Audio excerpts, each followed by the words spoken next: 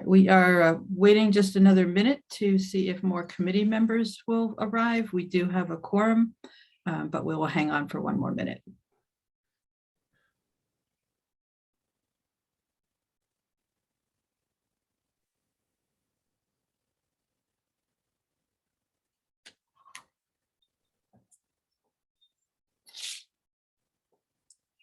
I will go ahead and start the script while we're waiting.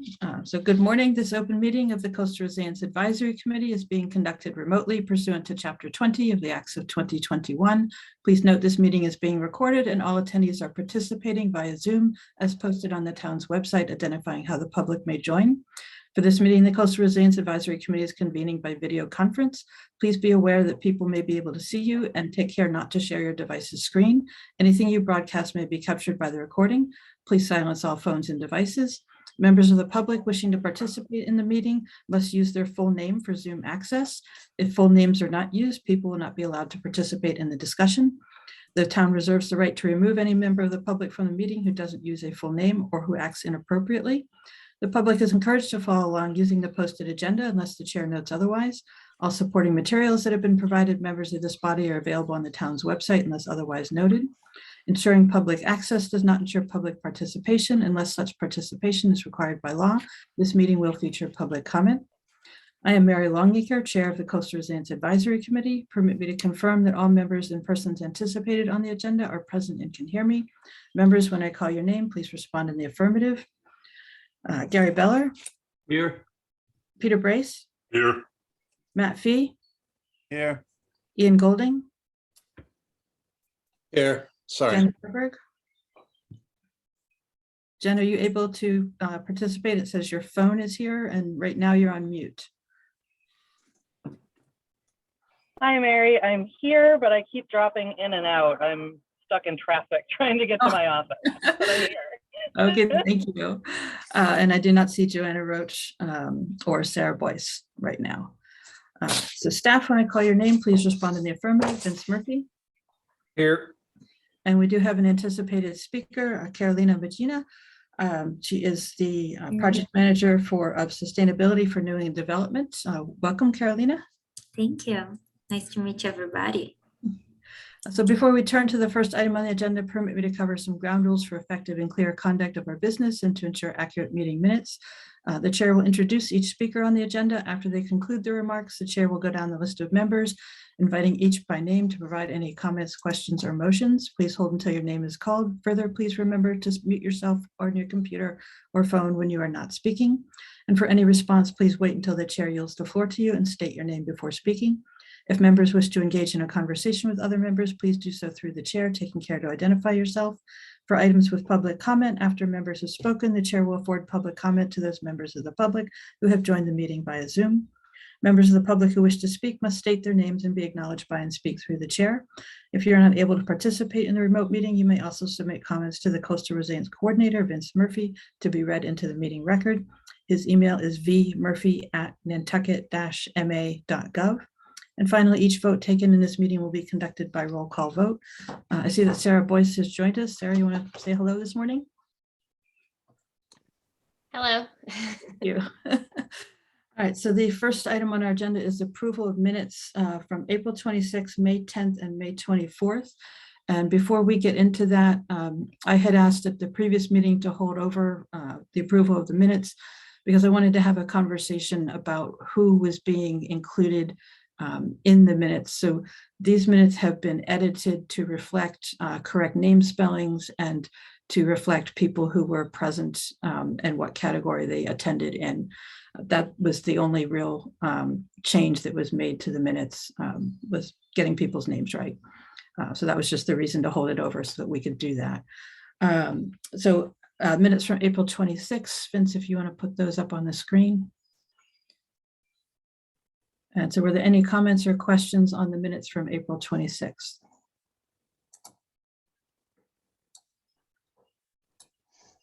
If there are none, we'll take a motion to approve these minutes as they were distributed. Vince, we did send out the revised minutes, I think, yes. Okay. Yes, we did. Yeah. So moved. Madam Chair.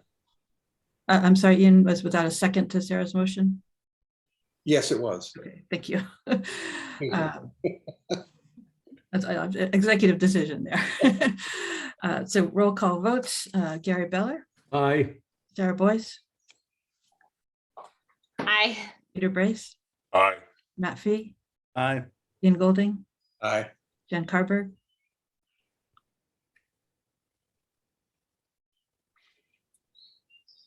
Jen is hopefully able to connect. But we'll go move ahead without that vote. And Mary Longacre, aye. We also have the minutes of May 10th. Vince, if you want to put those up on the screen. Did you have a question, Vince? Briefly, did Matt vote? I might have Yes, skipped. I did. I You did. voted aye. that. Thank We you. got- Sorry, procedure, that's 5. Pardon me, Mary. All right, so we get the minutes from May 10th up.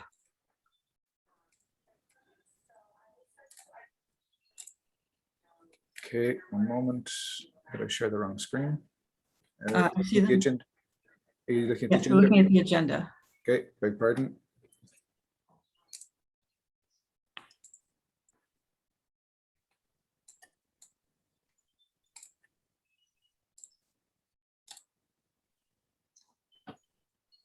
There you go.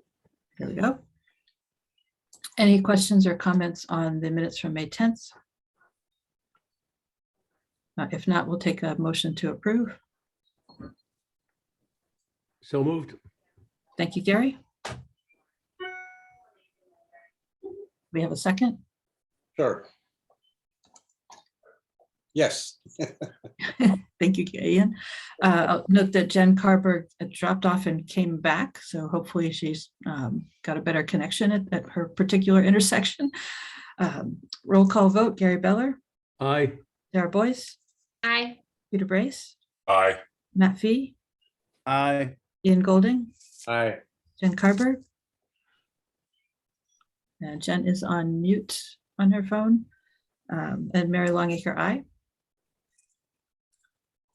And then finally, Sorry, aye, Mary. thank you, Jen. And the minutes from May 24th. Vince?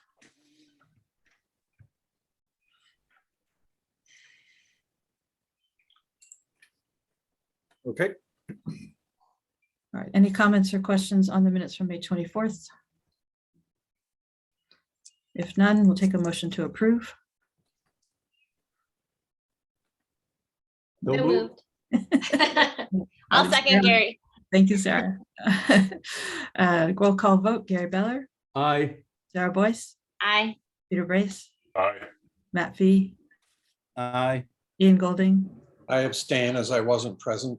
Thank you, Ian. Jen Carberg. Aye. Thank you, Jen, and Mary Longacre, aye. All right, so we have dispensed with the minutes. Vince, it's listed Ian was present. I beg your pardon? The agenda lists Ian, sorry, the minutes list Ian as present. Ah. Well, we've just approved them, so. Sorry, Ian's Ian, talking. I Yeah. thought we were doing April 26th, sorry. Oh, okay. And I heartily concur, you know. So Vince, if you can take those down. So the next item on our agenda is just an introduction of Carolina Mahina from New England Development. Carolina reached out to Vince and requested to get in touch with the committee as well as with him. And we would love to hear a little bit more about her interests. And New England Development, of course, is the owner of Nantucket Island Resorts, which owns the White Elephant, the Harbor House, the Boat Basin, and many other properties on the island. Carolina? Hi, Mary. Thank you for letting me participate. I'm very excited to hear all your thoughts.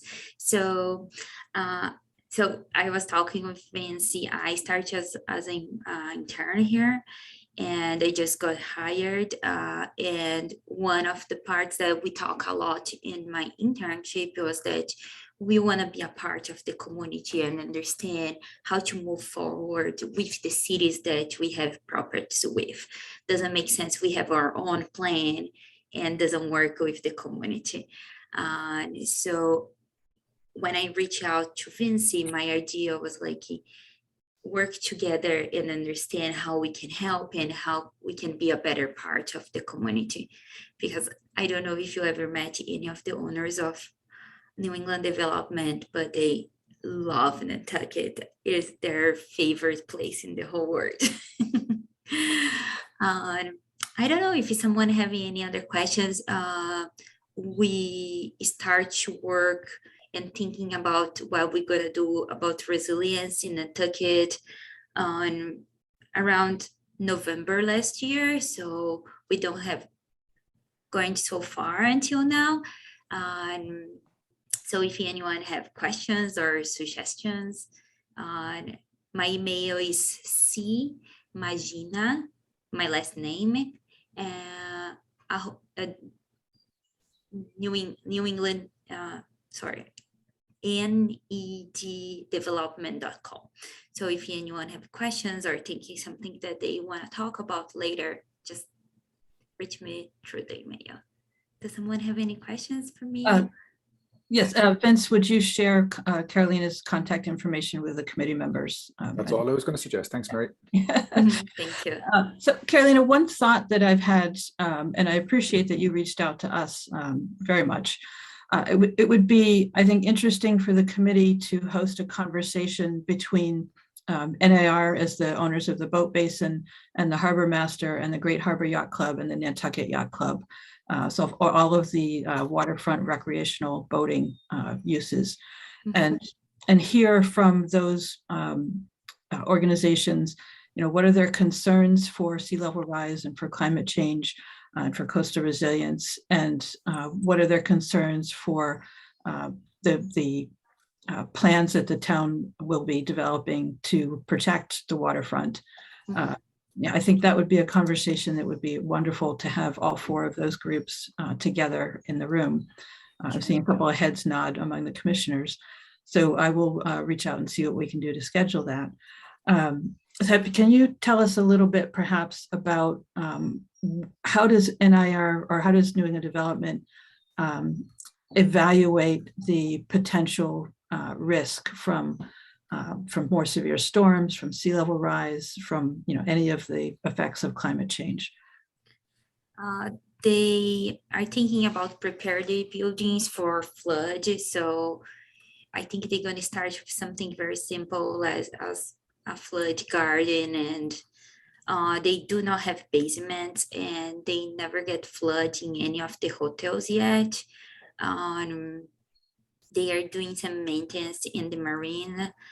The one that have toppers, that's like in the end of the island, they have windows that are prepared in one of the sides of the building, have like windows that are prepared for hurricanes. So they are thinking the next few years when they change the windows, they will put all the windows protection for hurricane. We are not sure about what's going to be the plans for the stores in downtown, the retail stores, because when they get flood, normally are like in dry days, so it's not caused by storm. And it's normally in the winter when doesn't have anyone in the stores, so we are not sure how we're going to move forward with that. And did you have the other part of the question? Well, let's go ahead and have Gary ask a question. Yes, I have a question. Thank you for joining us this morning. Thank you. When I think about the waterfront, and I think about the impact of rising tides, my question is, has your organization, whether it's NIR or however, New England Development, as they repair the pier, the docks and the slips and stuff like that, are they already building in the necessary mechanisms to address the continuing level of increase that the water levels will be showing a little bit this year, a tiny little bit next year, but it's continuing to grow? Have they already taken that into consideration on their plans? I know last year they did a lot of rebuilding of some of their slips, and the question is, was taken into consideration at that point, the rising tides that we all know are coming? So they are starting to consider all that now. So when I was working in the last few months, I tried to show them how much the sea level rise on, how much they increase the hurricane. So they are starting to think and to prepare now. So they don't have like anything in place yet. When they were rebuilding part of the marine, they thought about put a little bit higher, but they couldn't figure out how they would get there because it would be too high for the public access. So I think that's something that's gonna go slow and be prepared for the next years. Right now, the only thing that they have is the flood insurance. So if something happening in of these properties, they have the flood insurance. But the idea is getting better. That's why they hire me. That's why we are here. Well, they better start preparing soon because it's coming and they need to start getting a plan together. Yeah. Thank you, Gary. Peter, did you have a question? Yeah, I wanted to echo what you said, Mary, about, you know, those groups, all four of us groups getting together and talking about this, I would think as soon as possible. I mean, our plan needs to be in sync with their plans, absolutely. And I respect what Carolina's saying. They're starting to think about it, but you got to get on board as fast as you can and get up to speed and make sure that they read the plan and see where we're at. I mean, what you're saying about raising up, I mean, that's what we're thinking as well. So chances are roads will be maybe higher in those areas to match what you guys are doing. And I would think that you would be looking at a way to make all of your utilities as waterproof and resilient as possible. Because I was here in the early 90s when we had those horrible nor'easters and the boat basin got completely trashed, boards blown off, electrical conduits flooded, sewer lines cracked open. It was a big mess. And I know that NIR came back and they fixed everything, but you know, the floods that are coming are going to make that look like nothing. And it sounds a little scary to me that you guys are just starting to think about it when we've already done our plan. And you guys need to really, you know, really ratchet it up, I guess. Carolina, Sorry, I wasn't. Yeah, I totally agree with you. thank you, Carolina. Sarah had a question.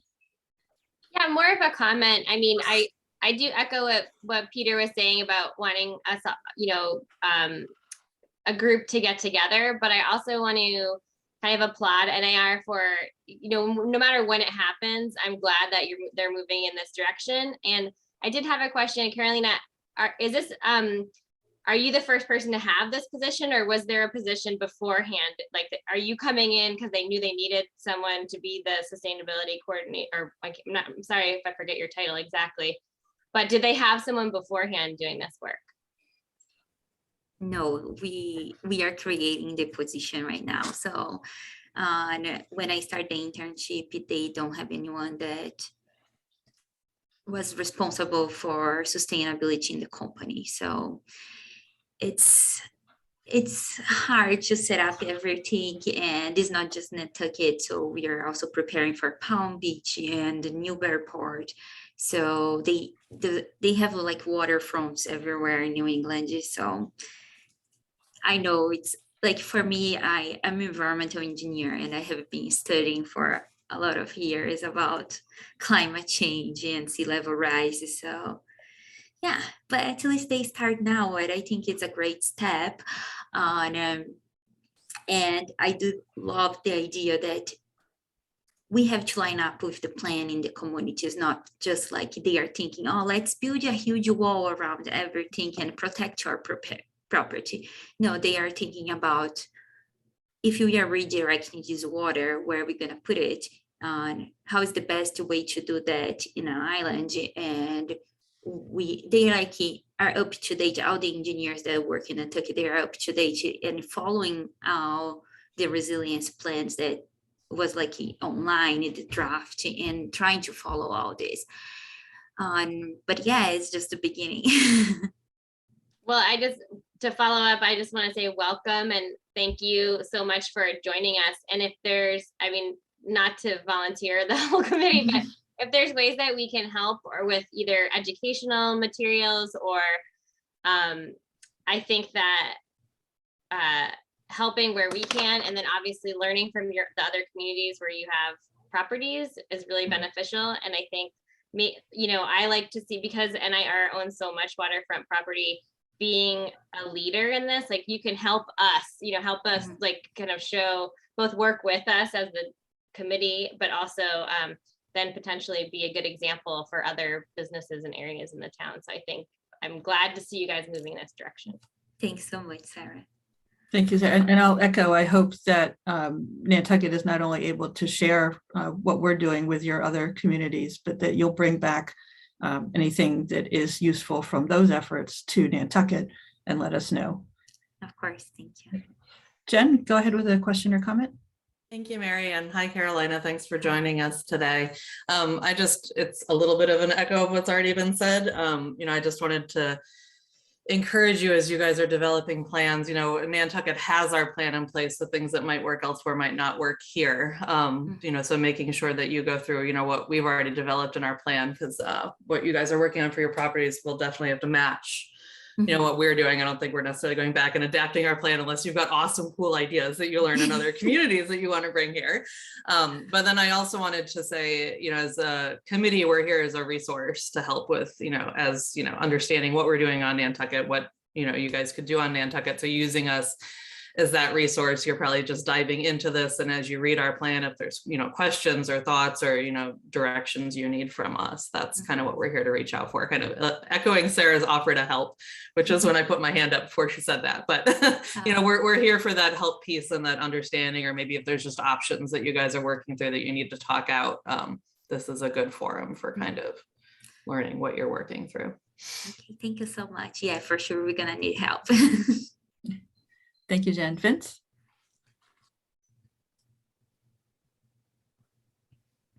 Sorry, it took me a second to unmute.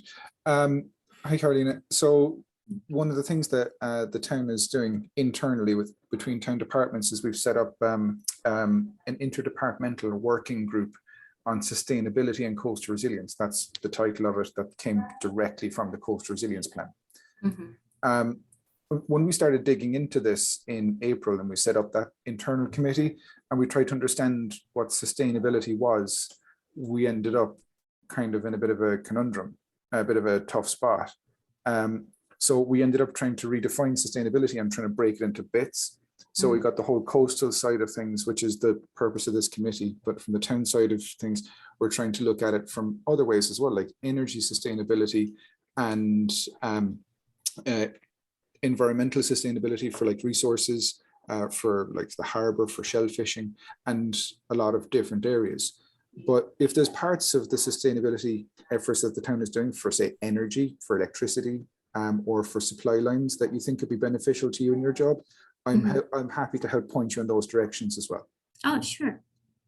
Sounds great. Yeah, like right now that we are starting, I think it's important for me to connect with as many people as I can and understand what's going on in every city so we can follow the right things. You have my number, just ring me. Thank you. Any other questions or comments from the committee members? No, seeing none. So thank you again, Carolina. We really appreciate that you were here today and we hope to see you again. And I'm sure that all of us are willing to take a phone call if you have questions for us individually. And Vince, did you give Carolina our affiliations so that she knows which groups each of us represent, or would you? Yes, I will. I did not, and I will. Thank you. Okay, next item on the agenda, an update on grants and grant applications. Just echoing the agenda item to thank all of the organizations that provided a letter of support for our CZM grant application. And Vince has more details on some of the other grants that are going forward. or grant applications, I should say. Thank you, Mary. So some of this is mixed news. So I'm just going to call them out first. We had 13 letters of support that we used for the CZM grant application. Normally these things kind of have 2, 3, 4, maybe a bit more. 13 is a lot. Arcadis were impressed by that. I'm just going to call them out, including this committee. Number 1, the Coastal Resiliency Advisory Committee. I got one from the Select Board in particular, thanks to Matt Fee on that one. I got one from the Steamship Authority. That was impressive to get, thanks to Mary and Rob Rainey for assisting on that one. Nantucket Land Bank gave us one. Chamber of Commerce, I think thanks to Mary on that one because she helped me get a contact there. Civic League, Advisory Committee of Non-Voting Taxpayers, thank you, Gary. Remain Nantucket sent one. Brand Point Association sent one, thank you, Carol Beller. Linda Loring Nature Foundation, thank you very, very much, Sarah. Nantucket Conservation Foundation, have to thank Jen Carberg for that one. And Nantucket Historical Association, I have to thank them, and Mary got me a contact there. And I skipped Nantucket Land Council, they also gave us one.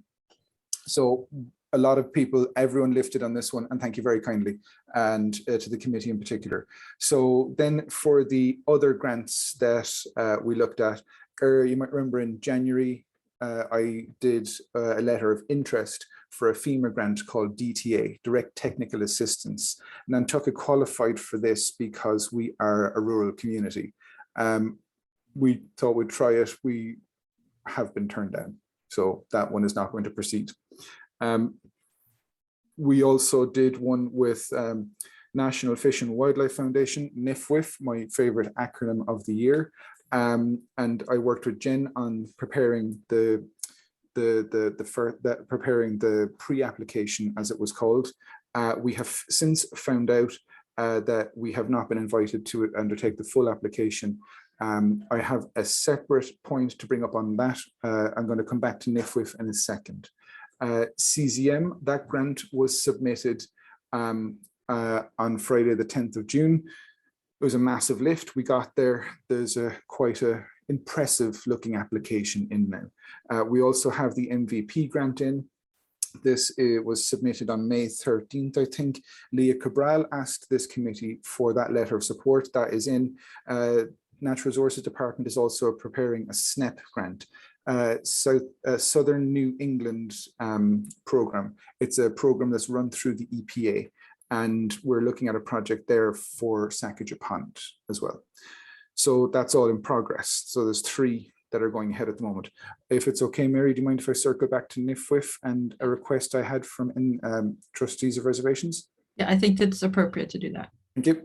So late Friday evening, trustees of reservations sent me an email asking if we could do a letter of support in some capacity. They are doing a project. They got invited by NIFWIF for the full application. They got accepted through their pre-application. Their projects are taking place on both Martha's Vineyard and Nantucket. And the Nantucket project will be majoritively on Code 2 and Great Point and their properties in that area. They've asked for a letter of support. I thought it might be appropriate for this committee to give a letter of support about that. They've sent a draft format, but I would want to rewrite that to look much more like the MVP letter of support that this committee agreed to for Leah, just to say that it fits in with a particular goal from the CRP, which is beg pardon, Code 2 resilience, Code 2 erosion management and dune resilience. Sorry, I've got everything on a wall next to me. So I think Jen might be in some capacity involved in that. You might be able to provide a little bit more information. Sorry to put you on the spot, but that's the kind of overview of it. They've asked for a letter of support, and what I'd like to do is ask for the committee to authorize, approve me to do a general letter of support, and for Mary to sign it on behalf of the committee, if that's possible. And just to note, the deadline to receive that is this week. So It's Thursday. Jen, do you have further comments about the project? Thank you, Mary. Just a little bit. This is the NCF worked in partnership with TTR on this because it's kind of the next step of that resiliency work that we presented to you guys a couple I guess maybe a couple months ago now. But it's looking at design solutions for resiliency at the Haulover and at Coscata Pond. So taking the information we learned from that Woods Hole group analysis and actually looking at designs for doing some enhancement in the salt marsh at the Haulover, and then looking at actually doing a stabilizing oyster reef on the inside of Coscata Pond, so that we give, because it keeps rolling over into the pond, the beach does, so that we're helping to build out and kind of create some more stability in there. That's the idea behind it, the projects that are happening here on Nantucket, and those are the pieces I know about. So NCF has partnered, and I will be doing a letter of support from this side of things, but if the committee thinks it's appropriate to send one, I think it would be great to see this move forward. Right. Any other comments on the grants in general, or on the Coastal Resilience Advisory Committee providing a letter of support for the Trustees of Reservations grant application? Sarah? Thank you, Mary. Vince, for any of the ones, I know it's harder when it's just a letter, we didn't get invited for the full proposal, but were there any comments that we could use to strengthen applications in the future? So yes, Jen and I requested comments. We were given an option to either have an interview, a video call with them to have feedback, Zoom or something similar to that, but they said that would take months. Then their backup option was to send us a written response, which they did, and they sent us like a very long paragraph giving the reasons why they decided not to invite us for the full application. It was very simple and very basic. We had put two projects together. They want to see projects lumped in together, and they want to see large projects in one area. So initially they wanted to suggest that we potentially team up with Trustees of Reservations and NCF on that project. There was a bit of what's a polite way of phrasing this, a goal misalignment between what the town wants potentially and how we're going to proceed with other projects in that area. So we couldn't see a way to progress in the very short time frame that NIFWIF had for joining the projects, and also how we're also interested in other upcoming grant applications as well. Plus there's always this time next year for NIFWIF. Second, they I'm going to say it, Jen was right. She said we should have done this from the start. I couldn't get people in other parts of the town to agree to that, and I can only work in the system I have. So we decided not to follow that, and we should have probably from the start, but that's just the way things work out. Jen was right. It's a fact. So it's probably not the best grant we should have applied from the first place, but I'm trying to apply for everything. I'm hoping that we're going to try and apply for a grant that's coming up in September for culverts and bridges through a different FEMA grant program. No, it's not FEMA, it's through the name will come back. DCR one? Correct. Yeah. So we're going to try and do that in September instead, and then we're reading through the rules of that at the moment, but that's open. Great, thank you, Vince. Any further, Ian, go ahead. Thank you, Mary. So Vince, the Conservation Commission is conspicuously absent on the CZM grant application. And I remember talking to you in the office, and I thought I'd arranged for Ashley to sign off on a letter of support. So I apologize for dropping the ball there.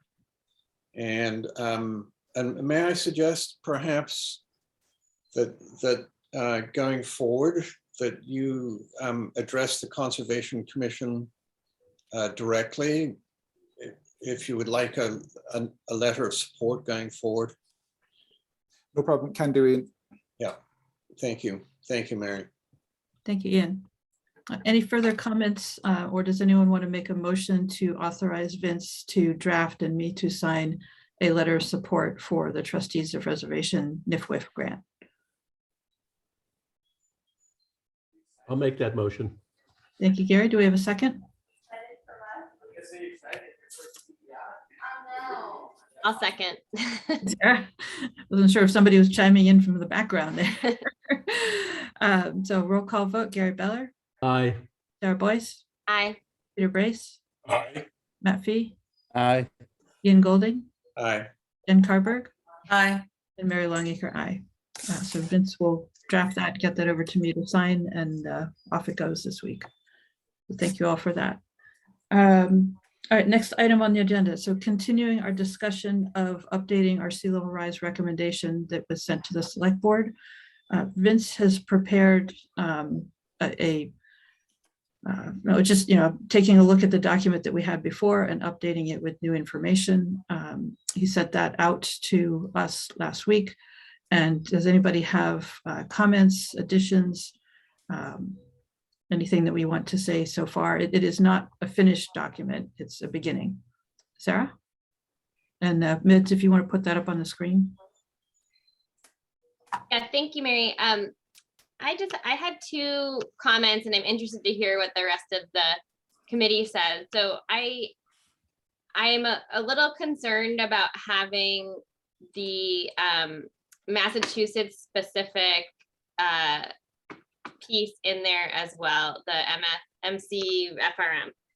And it's the same as, because what we talked about before, like it's the most accurate right now, but we know from the discussions we've had before that it's sort of problematic to point to it because it's not readily available to people and it's also not updated regularly. So I think my opinion would be for this type of recommendation to not include this, but then because this is like the main recommendation, to reduce confusion.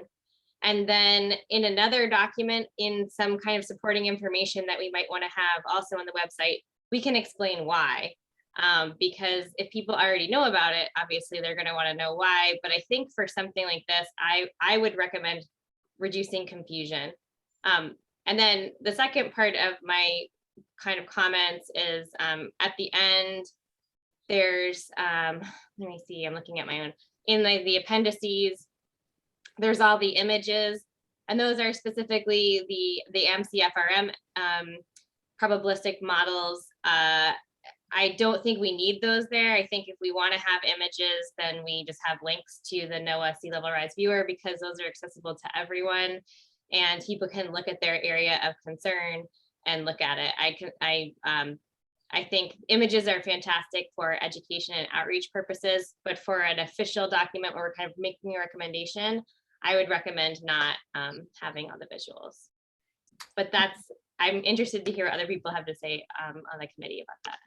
Thank you, Sarah. And I apologize, Vince. I meant to go to you first to introduce the document that you had prepared. So why don't we have you do that? And my apologies for skipping that. I'm not worried. I just want to kind of super quickly just give everyone a simple run through the document, not complicated. I don't want to overcomplicate this. If you deleted everything here, you'd end up with the recommendation as it was and accepted on the 5th of August 2020. The last edits we did, we had to put in a few days beforehand to have it part of the packet. That's why it's got the July 28th date. That was the last day this committee did editing on it, basically, as far as I remember. So what I've done is put in some additional wording in the recommendation to say that this supersedes the previous one, basically, and take out some other references. It does not currently change the recommendation in here. This is the recommendation. It's only updating the supporting information unless the committee sees this differently and wants to deal with that differently. So the recommendation would stay the same. This then becomes how we update the supporting information. So I give information on the Coastal Resilience Plan and the link. This is here, the link for the Coastal Resilience Plan. So that is new in this document as well. As that's completed, I am putting that everywhere. Like Sarah pointed out, the previous one in this sea level rise scenario section just had the NOAA information. We've had previous conversations at the committee and debate, but no real outcome as to whether we include MCFRM or not. Just for the sake of completeness, I put it in here and gave a simple overview of it. Sarah's right. It's not easy information. It's not readily accessible. It's just not really out there. So I think I said in one or two spots, and I've said this at these meetings before, that this information isn't publicly available. Then on Monday, I found out that trustees of reservations, I know we're just talking about them, but they actually have the MCFRM data on their website in a link that you can click on and go look at. It's displayed differently because they use it in their own format, but it's the same information. And I only found that out on Monday. So that's out there. So Vince, are you saying through the trustees, the MCFRM information is publicly available? On their website it is, and it's differently displayed, and I don't know how close in you can get. I haven't dug into it in major detail yet, but it looks like it's the same as what I have on a program. Yeah. That's interesting. Okay. Yeah, I came across this on Monday. Full shout out, thank you to Cynthia at TTOR who sent it to me on Monday. So then the NOAA information is, I took out all the 2017 and brought in the 2022, the February 2022 information, and the report had the same title, so that didn't change. That was convenient. And I just brought in some more information and the link to the updated report right here. And I just gave a bit of a difference about the 2017 to 2022 report. Or no, this is background information on the 2017 report. I apologize. Then this is the old table from 2017 that goes away. This table here is my initial information from the 2022 report. I had to do some digging. I had to download some maps from NOAA to get the odd decade years so that we can have the full information per decade out to 2100.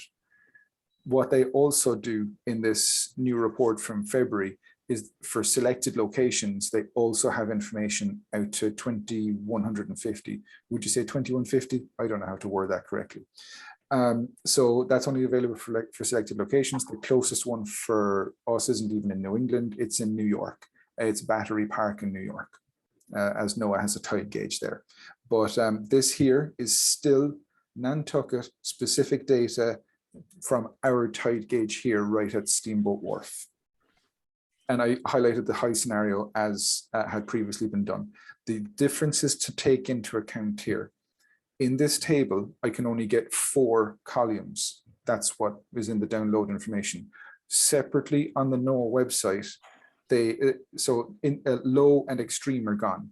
On the NOAA website, they have this graph. This is just a copied and pasted graph where they also include the low scenario, but not the extreme, just so the committee members are aware that there is a difference. The other interesting thing is this graph. I've said this many times before. This is the historic data, and this now goes up to the end of 2021 in this little dashed line here. I had previously shown versions of this that went up to the end of 2019, but they've now updated this, and that's important to know. I do have a summation type statement here. This is now not very little more than filler, other than the fact that there should be a summation statement here, I think, but that's at the committee's pleasure, to be honest. And this had something to the effect of MCFRM could be used for town departments and no information could be used more widely. But I'm not tied to that. And this is only a first go for the committee to discuss and work out what the committee wants as supporting information in this. The storm frequency and impact, this kind of, when I read through it and went back to the supporting document for this from 2014, this ends up looking really similar, like an earlier attempt of what MCFRM did. If the committee ends up taking out MCFRM from this, I would recommend leaving this section in. If the committee ends up going with MCFRM, I would recommend delete this section, potentially. Storm surge, that is still valid. I had no issues with that. This is still accurate. Because the MCFRM isn't publicly available, I included some images just for reference as an appendix. So this is just so people understand what it looks like. So I did the first images trying to give a general overview of the whole downtown. And sorry, it's very important to understand with the MCFRM images. This works backwards to how most people intuitively look at things. You see the bright colors and you think, oh, that's terrible, that's going to flood. but that's really low percentage chance. The darker areas, kind of the 50 to kind of 30 or 25%, that's the kind of areas you really need to understand and look at and be aware of. They're the risk zones under MCFRM. And I hate putting it in these terms, but it just makes it a bit more understandable. It doesn't work this way.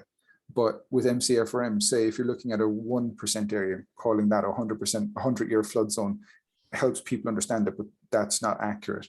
So then just in percentage terms, 0.5% is 200-year flood zone, and 0.1 is like a 1,000-year flood zone. So just putting that in somewhat easier terms, but that's not how it really works. Then I thought, okay, for the whole downtown, it's nice to see. The reason why I showed one building, 16 Broad Street in the center, is it's a recognizable municipal building right in the downtown area. Everybody knows where 16 Broad Street is. It's the town building. And I wanted to show what that would look over time, just to give people an example that the difference between NOAA and MCFRM is MCFRM can focus into the building scale, basically, whereas it's kind of hard to make out these kind of features on NOAA. The big thing with this MCFRM is it works in 10-foot increments. It gets super close and it gets really quite granular. And you see these jagged edges here all throughout this, that's the 10-foot increments. And if I was to open up the map and go right in, sorry, people aren't seeing this, are they? No. I'm going to share differently. I'm going to share this screen. This is MCFRM. And I can zoom right in. We have the 2050 probability here. And I can go right into the downtown area. Just have to play catch up. There's 16 Broad Street again. And just going over here, I can get right into the sunroof of a car if I have to. That's how granular this is. So just to, sorry, Jen. Jen, go ahead with question. Yeah, thank you, Vince. I was raising my hand as I was thinking in my head. It was like an involuntary response. But what would be the, like I see you have this in ArcGIS, would there be a potential to get something like this into the town GIS? I'm just thinking with our recommendation, we're trying to make it useful so that, you know, a consultant or an engineer could go and actually use the predictions for Nantucket. Would that be a possibility? Because I could see that becoming something much more useful than what, you know, the NOAA sea level rise predictions, you know, are fairly accurate and recently updated, but they're not quite as usable as this would be for a property. Yeah, so there's two parts to this. We'd first have to get permission. I don't think that's the biggest issue, since I recently found out that trustees have this on their website. So I think that would probably be the easier part of this. Then I spoke to Nathan Porter about this. Now, that conversation I had with Nathan, who is the town GIS specialist, and he works in planning and land use service. He's put other maps and adjusted other maps for me in the past, or done updates for various maps. He saw this and he thought, he tried to help me get this set up on my computer in the first place, because he is our GIS specialist. He just saw this and thought, wow, that's powerful, and got frightened by the power of it. He thought it would crash servers. That would not be good. No, that's interesting. Yeah, so look, technology is always improving. I can have that conversation again and get a better answer for you, Jen. But even, sorry, just to continue, Mary, if that's okay.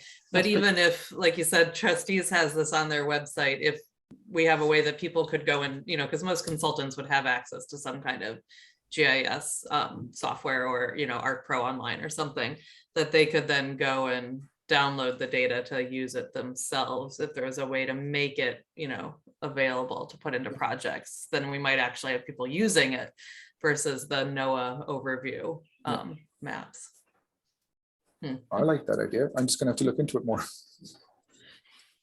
Yeah, so and not to change the subject, but we also have invited the researchers from UMass who recently did a project for Boston to speak to us about their data and how it might be useful for Nantucket, or might be transformed for Nantucket.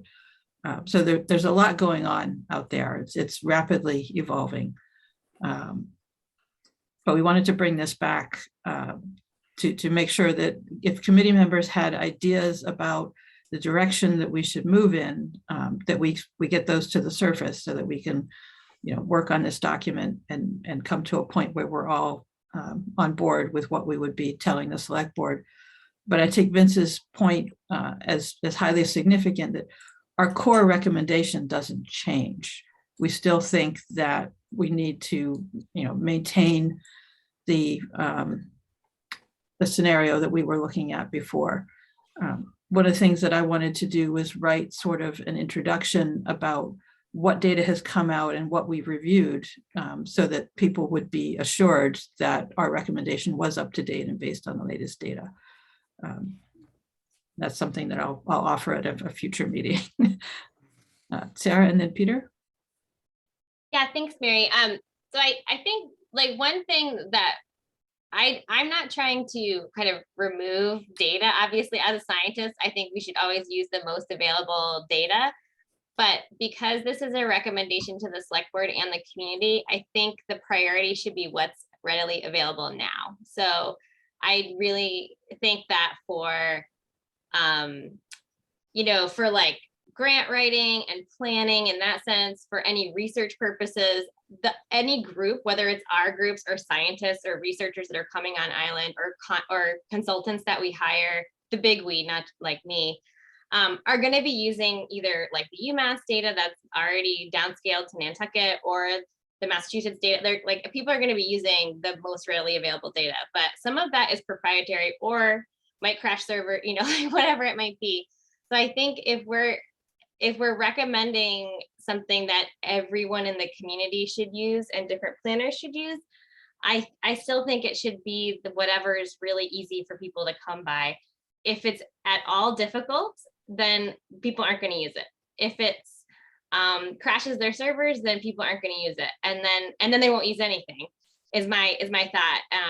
And the other piece is if there's any conflict between one recommendation and another, so use math, the Massachusetts state level stuff versus NOAA, they're going to use the one that's more forgiving, or what, I feel like we talked about this with the different scenarios early on when we were just recommending NOAA. The more direct and specific we can be, the better. And so those are just some of my concerns in the beginning, because I want it to be that anyone can look at this and use it. So. Thank you, Sarah. Peter, and then we'll go to Ian. Yeah, all I had to say was I agree with Sarah about making it as user-friendly as possible, but I also think we need to push to make it so that it's another layer on the town GIS website so that it can be looked at. It's another way to look. It's also a great way to continue to get the word out. If we can go down to 10 feet and people can understand that, I think we shouldn't waste any time to make it available. That's all. Ian? Thank you, Mary. So I'm pleased we're going with the high scenario, but I would like to add a caveat. And based on section 2 of the report, of the NOAA's report, which is future mean sea levels, scenarios, and observation-based assessments. And in that, box 2.1, uncertainties, it says, when assessing future changes in sea level, this report considers 2 main sources of uncertainties. And the bottom line is, they freely admit that depending on what happens with emissions going forward, and it said that an increase in emissions will cause ice mass loss, ocean thermal expansion, and local ocean dynamic changes, but the sensitivity of these processes to these forcing changes comes with uncertainty. For example, the sensitivity of the Antarctic ice sheet is not yet fully understood. I mean, it has in box 2.1 uncertainties a whole list of why I would like to see a caveat added to the section in our report to the town under NOAA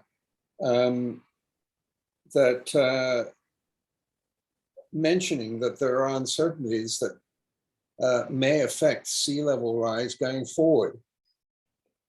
I mean, I think we're all pretty damn sure that, you know, if we live for another 20 years, hopefully, we're going to see this adjusted upwards, you know. So to make sure I understand your point, Ian, are you saying simply to acknowledge the uncertainties? Or are you saying yes, to, thank you, Mary. You know, yeah, I'm trying to, are you saying that we should base our recommendation on the belief that the uncertainties will be resolved to be of greater danger in the future? So I want to know how far you want to take that statement.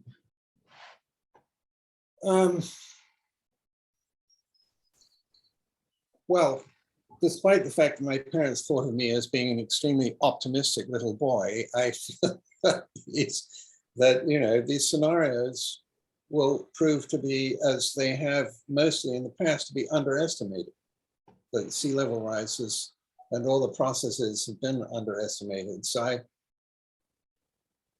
I'm not sure how my fellow you know, commissioners feel on this, but I think it needs some caveat about the uncertainties. Peter? I'm not expressing myself well, I'm sorry. I agree with Ian wholeheartedly. You need to explain to people that we don't know it all, and we don't know what's coming. We don't know what's going to happen to the ice sheets. We don't know how much methane is going to get released into the atmosphere from the permafrost. We don't know. There's so many unknowns. Then the next IPCC report comes out and everything changes and all our numbers change. And people are like, well, wait, you said this. And people are planning for this, what we said. You know, I just think that there should be a disclaimer in there, something that says there are so many variables, but this is what we're presenting you is the best, we are working with the best information that we have, and it's going to change. And here are some of the things that are going to make it change, and you should know that, so that, you know, I guess we're not held to it, you know. Thank you, Peter. Chen? Thank you, Mary. I mean, we all know there's uncertainty in all of the data, and I think, you know, you definitely want to put in there that the information that, you know, we're providing you or asking you to base your decisions on is based on the current best available data and analysis of that data, and that as that changes, we will update, you know, our recommendation, because as climate change advances, just as what happened with the NOAA sea level rise projections recently, we will adjust as we can adjust our models based on current data. I do, just to put in, I do think we do know a lot of what's going to happen. It's more just some of the exact specifics of numbers that will change as we progress. So it's not so much that we don't really know what's coming in the future, or that, you know, yes, maybe strange, bizarre things will happen, but we have a lot that we can predict, and all of this that we're looking at is based on really strong data. So I don't think that we need a ton of language in here for this. I just really think it's the statement that, you know, we're using the best available data again, and that as that changes, we will adapt as, you know, the information that we take in helps us improve our models. But, you know, I don't think we want to say we're putting this out there and it could all change next year and we just don't know what's coming, because then who's going to take our recommendation seriously? We need to put the seriousness in, and, you know, what we actually do know, and that it's based on solid science. Yeah, we'll go to Matt and then Ian, but before we do that, following up on what Jen said, one of the things that I wanted to put in here was that the release of the updated information from NOAA, from IPCC, included a statement of greater certainty, that we were more certain that yes, sea level is going to rise, even though at the same time, the timing and amount of that rise is subject to the caveats of uncertainties. So there's probably an elegant way to state that will take a little bit of wordsmithing and thought. But Matt, we'll go to you and then back to Ian. I think Ian is right. But I'm trying to think of how to say it, because a friend of mine gave me a book that was, sort of saying, see all the uncertainty? We don't know this is ever really going to even happen. And that was just published like last year. I've read about half of it. And so, you know, I think I think what we want to be able to say is that there is uncertainty, that, not that this is a best case, but this is reliant on hitting certain targets, certain targets worldwide. And if not, this could be worse. It has to be something along the lines of that, because I see what Ian's saying. There's uncertainties, and this isn't just going to go away. It's going to happen faster or slower, or it could be worse. So I think that's, somehow we have to make, if it's going to the select board and going to the public, we have to find a way to say it that isn't, isn't threatening, it isn't, it isn't crazy, but that is sort of factual and, and get the point that Ian's making across simply. Thank you, Matt. Ian, did you have a response? You're on mute. No, not really, because I think everyone else has summed it up, really, what I was trying to say. But I would, in sort of adding to what Jen said, was that the scientific process of evaluating data is always a process of catching up. In other words, we're starting to become aware of an extraordinary acceleration in Greenland meltwater. The underpinnings of the Greenland ice sheet, with masses the amount of melt that is adding as a lubricant. So, so scientifically, we know this is taking place at an ever accelerated rate. But of course, we have, as far as I'm aware, there's no way at the moment of really measuring how much ice will be released in the next 20 or 30 years. And the same with the Antarctic. In other words, as the various ice shelves seem to be breaking at an ever accelerating rate, there's no real ability to estimate how much more ice that is being held back is going to end up in the ocean. So, I do hope we can incorporate all this in some pithy 2 sentences. But clearly, Vince, you're going to have your work cut out for you on this one, I think. Vince and I will take a crack at it, and we'll bring it back to you for further review. Gary? Yes, I want to agree with Jen that we shouldn't be so nervous. I'm not worried, as a lawyer in the group, I'm not worried about people saying, you guaranteed this would happen, and therefore we're going to go after you. I'm not worried about that. The whole purpose of the coastal resiliency plan is to get people to do something, to act. And I think we shouldn't go out of our way to say that, a lot of this may not happen. They can see from the language that is in there already that it is all subject to change in the future. We don't know the rate of change.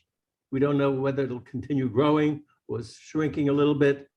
But I don't think we should concern ourselves with worry that people are going to hold us responsible if these things don't happen. The most important thing we should worry about is we want people to act, to feel that something should be done now. And so I wouldn't be too worried about putting cautionary language in. Thank you, Gary. Further comments? All right, seeing none. Vince, was there anything you wanted to add? Gary, go ahead, and then we'll go to Vince. I have a factual question here. In the report that's shown on the screen right now, Vince, when it talks about the difference between the 2017 NOAA report and the 2022 NOAA report, and it shows the rise of sea level is 5.16 inches. Is that the difference between 2000 and 2022, or between 2017 and 2020? It's the difference between 2000 and 2020, not 2022. So it just accepts that in that 20-year time frame, that there was 0.43 feet. Then you convert that to inches. It's just over 5 inches of sea level rise in 20 years. It's not the difference between 2017 and 2022. In 2017, they didn't give this number. In 2022, in their updated report, they did. And it's reflected in these tables. And it looks weird in these tables, I have to say as well. So this is the one from the 2017 report, where it used 2000 as the base year and then just projected forward from there. Then when you go to the other table, it still uses 2000 as the base year. It didn't measure any sea level rise in the 2010s, but then in 2020, it starts everything off at their new 0 point of an extra 0.43 feet of sea level rise. So everything from 2020 on is what you're interested in the table, accepting that this has happened. Okay. It's weird. It took me a while to get my head around that. I see what you mean about that being confusing. So when you look at 2030 under the high scenario where it says 0.75, it's not really 0.75 between now and 2030. It's we've already hit 0.43. We'll hit an additional 0.22 or 32. Yeah, additional third of a foot or 4 inches between now and 2020 and 2030. Basically, yeah. So the only other questions I really have, if that's okay, Mary. Mm-hmm. I'm not trying to put anyone on the spot. Sarah made her case. That's perfectly fine. To progress with this information, what do committee members want to see in this report? NOAA is the obvious inclusion, and that I assume won't change. Do you want to see this graph in here? Bearing in mind that the recommendation from 2 years ago, the committee purposefully kept to 2 pages. This might be longer. Yeah, Vince, I want to find out more about the availability of the MCFRM data before we make a decision. How do other committee members feel about that? I agree, but I also feel that for some people, the graph will drive home what is predicted in a way that mere figures don't. So I think having at least that graph is a good idea. Okay. Thank you. Other comments? Can I take it as generally everybody is comfortable with getting a little bit more background on MCFRM before we make a final decision on what data to include in the recommendation? But that generally the NOAA data being the most available. I don't think we would ever remove the NOAA data from the recommendation in favor of something else that was, I mean, how do people feel about that?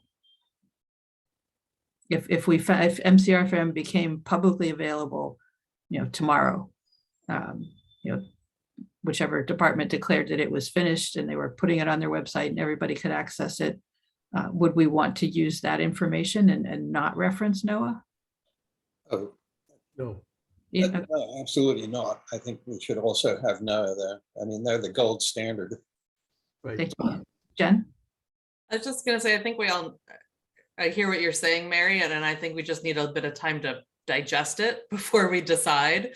I agree with Ian that I think NOAA should stay in. I think it's just deciding if the MCFRM is, which that acronym is so long, if that is actually really accessible and usable and people will use it, how we recommend that and how that ties up to NOAA. I just think we all kind of need to maybe read through the changes that Vince has put in here a little more today, look at the questions he has, digest that and read up, if we have some links to the MCFRM so people can actually get a chance to look at it and digest it, then we would be more informed at the next meeting. And maybe, because I'm kind of tossing it back and forth in my head. So I need a little time to think over because we want something really, again, simple and useful that people will take and actually use. So what's the best way to do that?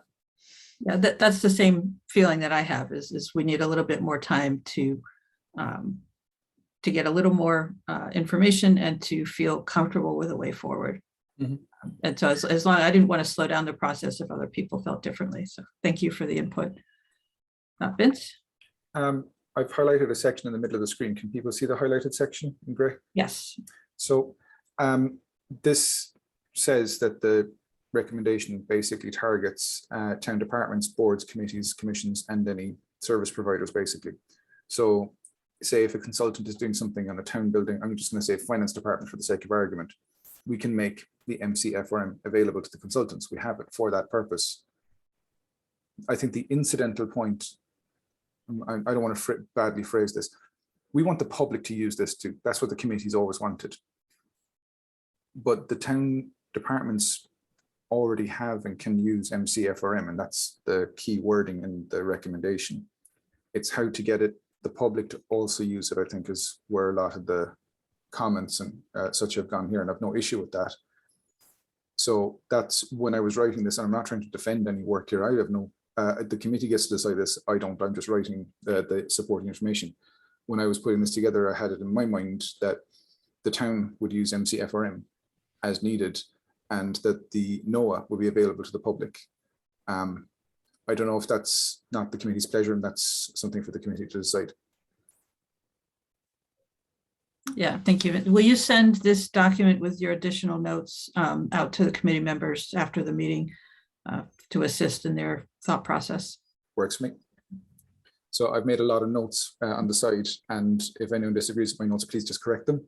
I was just trying to capture things as they were going along, so that when I go to edit this or add to it or whatever, that's one way to do it.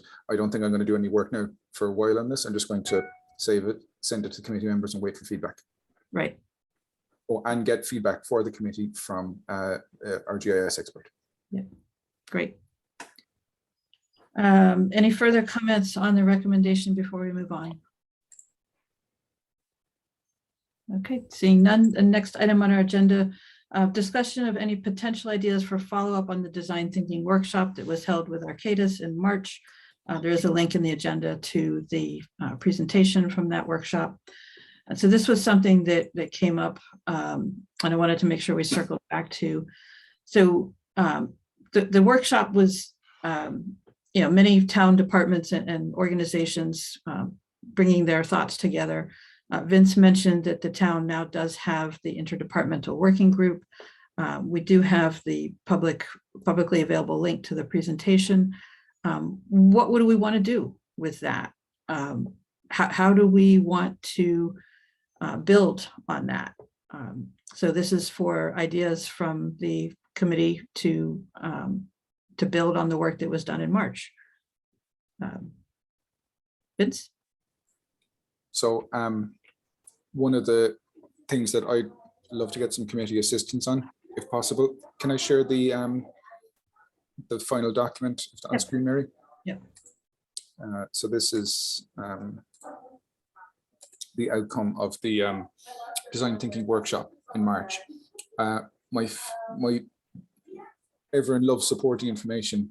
I'm the guy that goes and reads results first. So I'm just going to skip down to the end. There's a section at the end called next steps and just do it. So they come up with a couple of ideas and a couple of projects to push forward with. And we're doing one of some of these. The interdepartmental working group that got started in April. There's another one here for Washington Street and Francis Street that the Land Bank is pushing forward on. And then there's other things in here that just aren't moving. I'd love to try and see something with Ames Avenue and Madicott Road pushed forward. I would love advice or assistance or pressure, whatever it takes, to get some of these other just do it outcomes to move forward. Thoughts on that?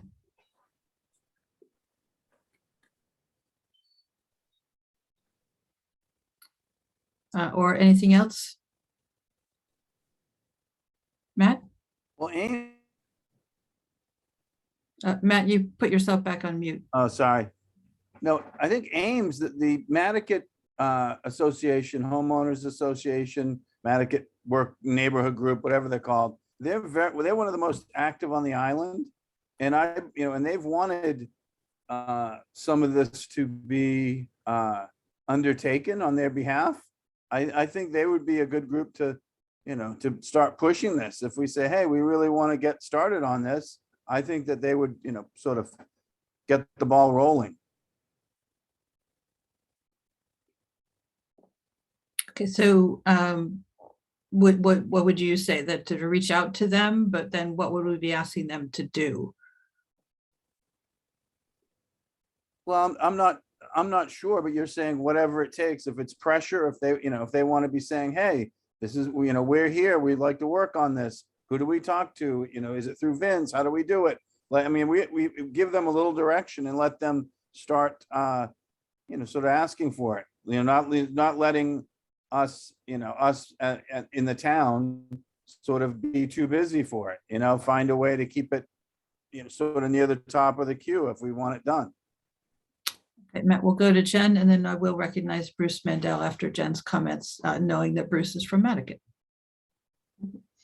Thank you, Mary. I guess my question to Vince on this would be, what would actually be helpful? Because we've talked about this a lot, but just thinking of the Pulpus Road project, this is a project I've been pushing for 15 years, and supplying grant information and getting donations from abutters and consultant work that has happened, and it still doesn't progress through the town. Like, we've had that pressure piece and it hasn't moved forward. So from you being on the inside of the town in that working in the interdepartmental working groups, what are the kinds of things from outside that would actually be helpful to move something or on any of these things forward? I guess that's the question I have. What is the useful kind of support or input or pressure or product, or I don't know, that would actually help move these forward? A lot of the time, there's two ways things move forward that I've seen internally. Either someone comes up with a good plan and we can put the plan on paper and start progressing it forward, or someone makes enough noise until there's a plan on paper.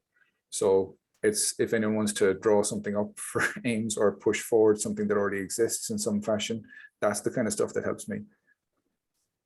Thank you. Can I ask a real quick follow-up? Go ahead. Thank you, Mary. And this is from my experience on the outside, and I'm curious what you think about this, because I have seen plans come together, or at least, information that would help support a plan, or asked if we could produce a plan and then hand it over. And that hasn't necessarily been, it seems like it needs to come from inside the town. So that's the piece I don't know how to get around. Yeah, trying to progress things up is difficult for me too. There are no guarantees. We're going to go to Bruce. Bruce, did you want to offer comments, I guess specifically regarding Mattocket or generally on this topic? I think it's thank you for recognizing me. I was actually waiting for the public comment section to actually make comments on your items 6 and 7. So I appreciate this quick opportunity. I'm on the Mattocket Conservation Association. Matt, that's what we call ourselves. I'm on the board, but I'm speaking not as a board member, only as an interested resident of the West End. One of the things Gary mentioned really struck home when he said that the whole purpose of the CRP is to get people to do something, to act now. This is important. And I think if you want the public to use this report and the other information you have, to me as an outsider looking at it, it seems awful focused on downtown, which is important. I'm not saying not to include that. But when I look through the report, we have a nice appendix number 1 on downtown. And in my opinion, you need an appendix number 2 to address, well, from my point of view, the West End issues.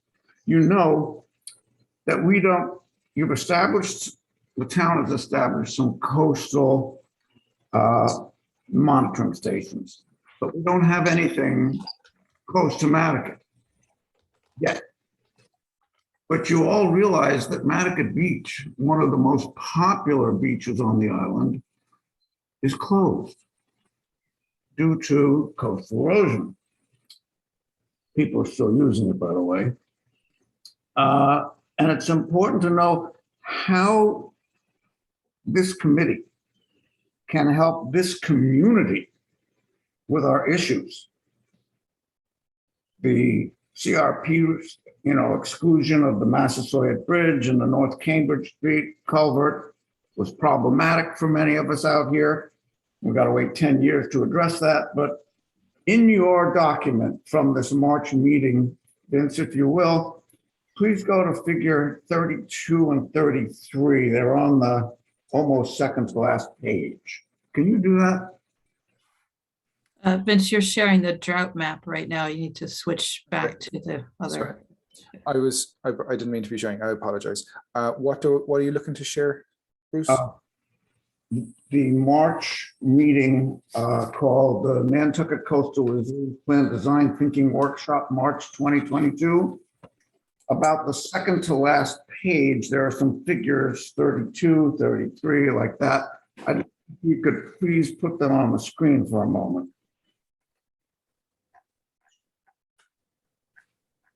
Just getting to the right thing. One moment. No problem. And Ian, just to let you know, I do see your hand up. We'll come to you after we finish with Bruce. Thank you, Mary.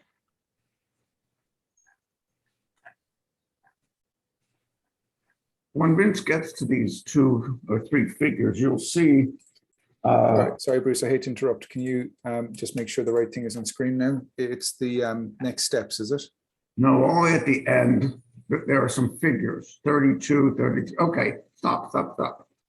Your report's different from what I printed out, but you'll see in the middle at the top, it says CRP recommendations for Mattocket Beach with some green and orange highlighting there. It's very hard to read the language. And you see the next to it, there's recommendations for Mattocket Beach. And go up one more page because we've got some action items there. You've got some pictures of the dune grass project. There you go, stop right there, thank you. The Mattocket Conservation Association helped fund this. And we are doing something, but it's not enough. We're alone here. We're feeling like our area is eroding at one of the fastest rates on the island. We know that the dredged sand that was supposed to help us was diverted and sold. I just think this report that you're putting out needs to perhaps consider how it deals with some neighborhood concerns. And when I read the report, I get the sense that you're focusing on downtown to the exclusion of these neighborhoods that are at risk. And I would think that it would be, the town as a whole would be better served if at least there was an acknowledgement that these issues exist in places like Mattocket on the South Shore. We're facing a serious problem out here in terms of how do we access Smith Point, the Jackson Pier, the homes out there. Once the intersection of Mattocket Road and Ames Street is affected by this erosion, and the rate of erosion is incredibly quick out here, unfortunately. And I think you ought to have a little bit of a mention in that, in Appendix 2, perhaps.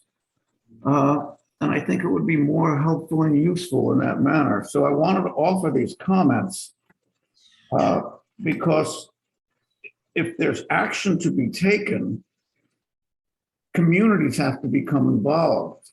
And to focus on just downtown is good, but it makes us feel out here that, hey, you've excluded some things in the CRP that we thought should have been in, and now we have a report that hardly mentions us other than a couple of dramatic pictures. So those are my comments and suggestions. We need help, and we can't do it ourselves. We can do a lot, but we just can't do it ourselves. Thank you. Thank you, Bruce, for your comments. Going back to Ian. So thank you, Mary. And I guess, addressing Bruce's concerns. As a private individual, I'm somewhat baffled that the town hasn't put aluminum stairs down on Matticat Beach. It could have been done in a few days or with emergency permitting if necessary. And so I'm sort of, I don't understand why that's not being addressed. And then with Jen's comment about how to get things done, well, please don't get me started. But when you're talking about, for instance, the barrier that appeared practically overnight on Sacature Pond on Pulpus Road, without permitting, and although it was considered to be maintenance, was one of the arguments, and on Audubon property, and there it's remained ever since. And so you're asked yourself, to what extent is bureaucratic inertia used to further various plans that we're not privy to. So I think it's always a problem. So thank you. So we'll go to Sarah and then Matt and then back to Bruce. Thank you, Mary. Yeah, I thank you, Bruce, for talking about this again. And I think my mind is kind of bringing all these things together, kind of echoing a little bit of what Ian just said, where, that we started this section with Vince bringing up the parts of this report that we want to support and move forward. But to Jen's point too, what is being asked of us? Because I think, we've heard so much from Matticat. It is definitely in great need. And I have been concerned too about different parts of the island getting more attention than others. And Jen's point about the Pulpus Road area, where there have been a lot of pushes, but then nothing happening. So in terms of us as a committee, even saying, yes, we support these projects, or this is the one we want to move forward with, what does that look like for us? How can we be helpful? Is it assistance in writing a grant? Is it active going to a select board meeting and say this needs to happen? And so I'm guessing what I'm asking is twofold. What is the support that we need to provide to make some more of these projects or address certain areas? And how can we help? Because I would agree that both the Pulpus Road, Sacature Pond area, as well as the Matticat area are two, obviously different parts of the island, but two areas that are already under significant vulnerability, that have homeowner groups and conservation groups that are supporting them. And it's what's the next step to get the town involved? Us just voting here to say what we agree on, but what does that look like? Thank you, Sarah. We'll go to Matt. I would say Sacature is underway. There's been meetings and the town is engaged in that. Washington Francis is underway. Of these three, it's Ames and Matticat, needs some attention. The reason I think the town isn't just putting a stair down to the beach in Matticat right now is there's nowhere for anyone to park.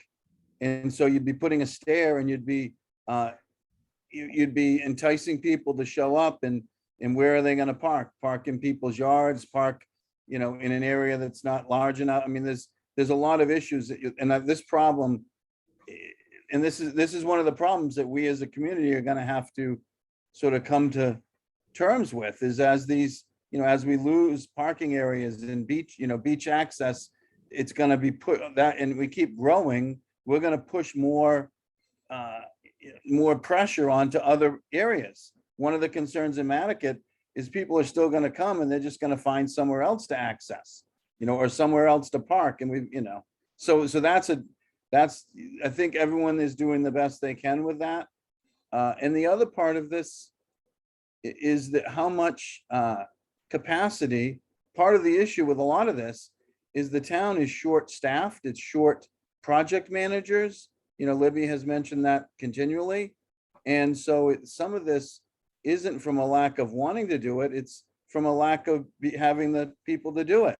And I think the whole housing issue, whenever we talk about our strategic plan and our goals and all this, I just keep coming back to housing. If we don't have places for people to live, we can't expect that this is gonna happen very quickly.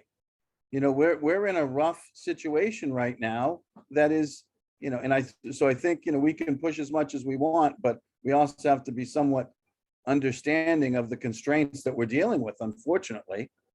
So, I mean, I'm not making an excuse. I think, you know, but we've got to find a way to work within those constraints or around those constraints. I don't have that answer right now. Thank you, Matt. We'll go back to Bruce for a follow-up. Thank you, Madam Chairperson. I wanted to address Ian's comments and then Matt's about Madigan, of course. Ian, we have discussed the stairs, the metal stairs, or actually it's a ramp with the town, and between the harbor master, whose responsibility it is for that ramp, and the severe drop off there, the town has determined that those stairs, that ramp could not be used without perhaps reconfiguring and building some wooden structures to help get down. And they've opted not to do that. They've opted not to lifeguard it. The signage there, and I sent Libby a message about this and some photos this week, is confusing because we are encouraging the public to go to the beach, and then we're inviting them or advising them that number one, it's closed, and number two, that please don't access by the dunes. There's all kinds of confusing signs there. The concern is that the lifeguard stand and the ramp would be in jeopardy due to the nature of how the tides come in and how the rough nature, of course, of the ocean there. And as far as Matt's comment is, the town has reconfigured the Chicago Street area and Macy Street area after they made the swap with the Madigan Land Trust. And they put up a split rail fence to prevent people from going down that dune. The split rail fence has been destroyed or damaged, sections are removed. People are still going down. They're sliding down the dune. I was there this weekend. There were probably, I would say 100 to 120 people on that area of the beach. Cars were parked, and Matt, the whole Macy Street area is now cut back and can be used as parking. There are signs to parallel park. It needs to be changed to angle park, which Libby acknowledged. You could probably get 30 to 60 cars in that area now. So the town is doing something as far as kind of twofold. They're telling people don't use the beach, it's closed, but then they're providing means and methods for them to use the beach.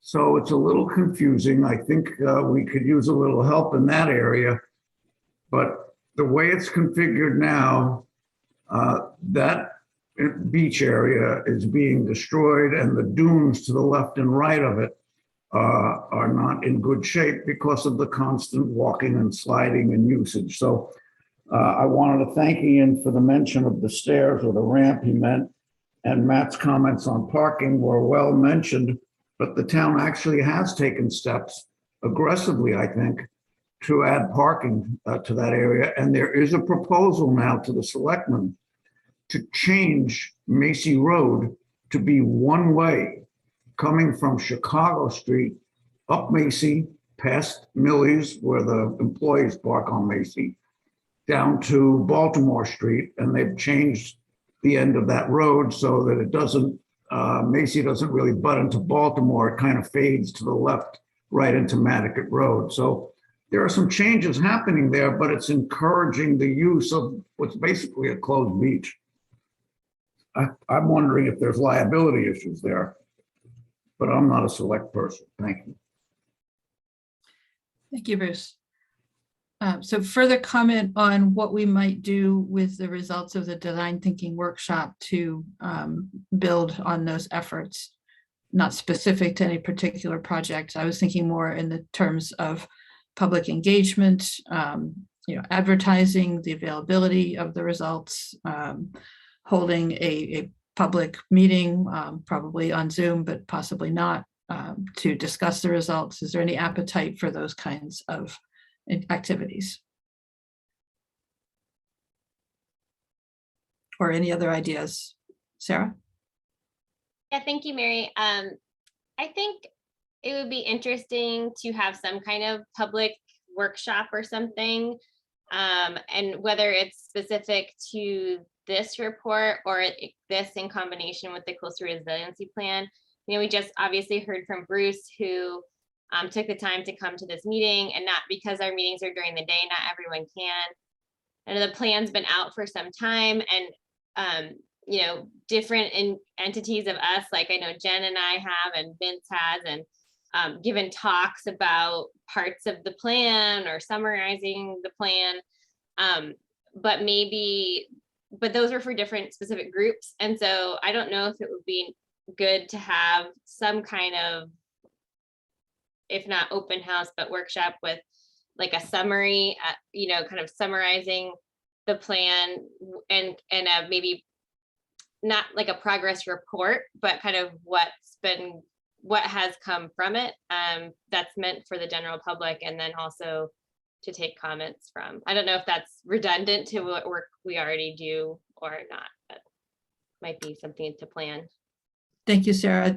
I'm glad you brought in the coastal resilience plan. That was another item that I wanted to bring up. Is, we had the plan adopted in January, so it wasn't exactly a highly publicly available event. Perhaps the summertime would be good to have some sort of event to publicize it. Gary, you had a comment?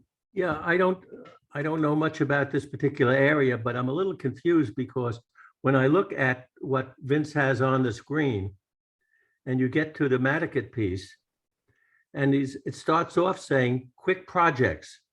So it sounds to me, okay, good. This is a quick project, okay? And then it specifically identifies two coastal resilience plan recommendations, 3.2 and 3-2 and 3-4. So isn't the simple answer saying, okay, these are quick projects, so it can be done quickly, and maybe it's one of the Mattakit organizations ought to say, okay, how do we implement? We have the recommendations, and what are the next steps to implement 3-2 and 3-4? And if they need funding, they'll actually come up and say, okay, here's how we implement it. We need this, we need that, and we need this. And someone has to do that. But if it's a quick project, I'm surprised that we can't figure a way to some group, and maybe it's the Mattakit group that has to take the lead again and at least ask for what is necessary to implement 3-2 and 3-4. And by the way, I agree with everybody else saying that what's going on with the Mattakit Beach is a disaster. I was so shocked to see it a few weeks ago. We drove over there, and whether it's a liability issue, it's a beach that is so popular, and the fact that it is lost and there are no lifeguards on for the season is a real problem for the summer. But I'll let other people figure out how to solve that. Thank you, Gary. Peter, and then Vince. Yes, so for Mattakit, thank you, Mary.